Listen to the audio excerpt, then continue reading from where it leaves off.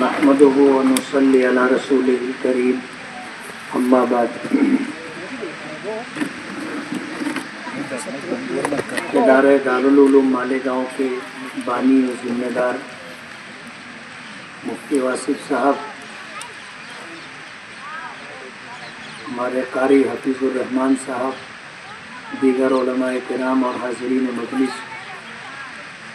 آج اس وقت ہم لوگ ایک مسجد کی تقریب سنگ بنیاد میں موجود ہیں۔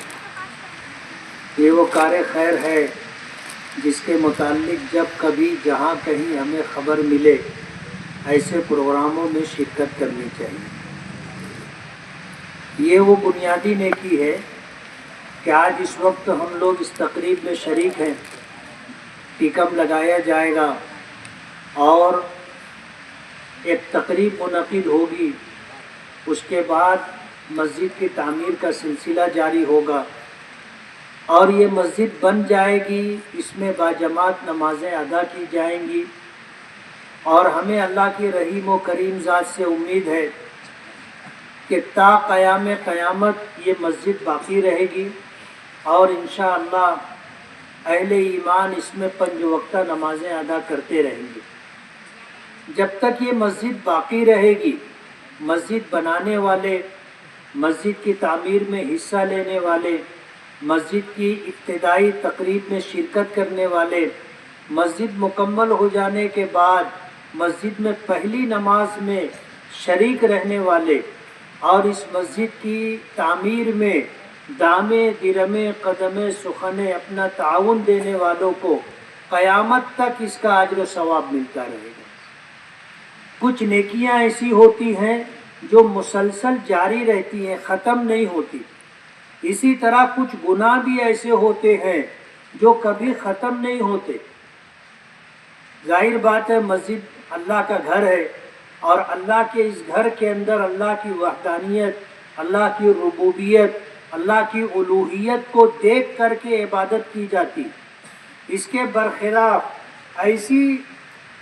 عبادت گاہیں جہاں اللہ کے ساتھ کسی کو شریک کیا جاتا ہو، وہ جگہ جو شرک کی آماجگاہ ہو اور لوگ مشرکانہ عمل کرتے ہوں،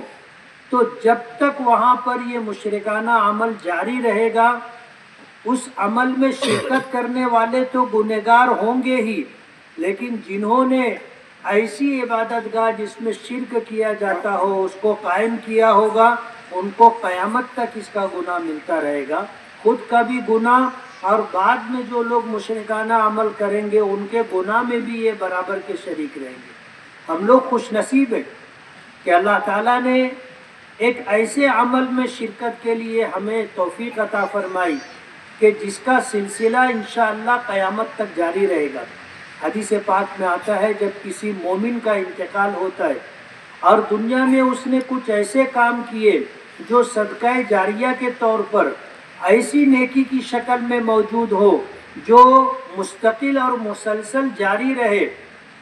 ایسا شخص جب انتقال کر جاتا ہے، جیسے مسجد کی تعمیر کا مسئلہ ہو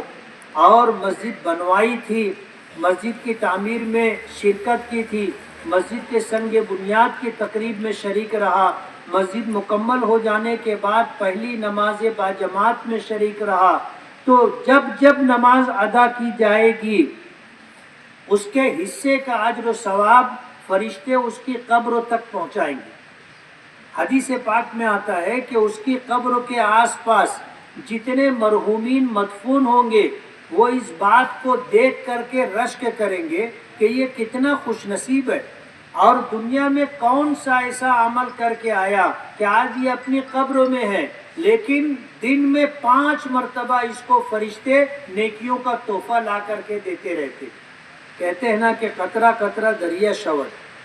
آدمی نیکی کرتا ہے لیکن ظاہر بات ہے اس کی زندگی محدود ہے، وہ ذاتی طور پر اتنا نیک عمل نہیں کر پایا ہوگا جتنا مسلسل جاری رہنے والے کار خیر میں اس کی شرکت کی وجہ سے اس کو اجر ملے گا۔ تو یہ بہت بڑا عمل ہے جس کے لیے ہم اور آپ یہاں پر جمع ہوئے ہیں۔ اس مسجد کی تعمیر کی ذمہ داری پہلے سلیب تک کی ایک صاحب خیر نے لی ہے، اور انشاءاللہ وہ جو سرمایہ اس میں لگے گا وہ اپنی طرف سے وہ سرمایہ فراہم کریں گے، اور انشاءاللہ مالیگاؤں ایک ایسا شہر ہے کہ دور دراز شہروں سے لوگ یہاں تعاون حاصل کرنے کے لیے آتے، اور الحمدللہ ہمارا شہر تعاون کرتا ہے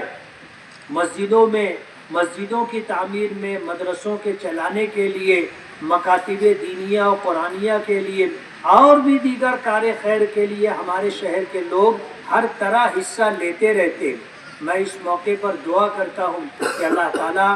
اس عمل کو شرف قبولیت عطا فرمائے، اور اس کار خیر میں ہماری شرکت کو اللہ قبول فرمائے، اور یہ مسجد آج جس کی تقریب سنگ بنیاد ہے، اللہ تعالیٰ اسے تا قیام قیامت آباد رکھے،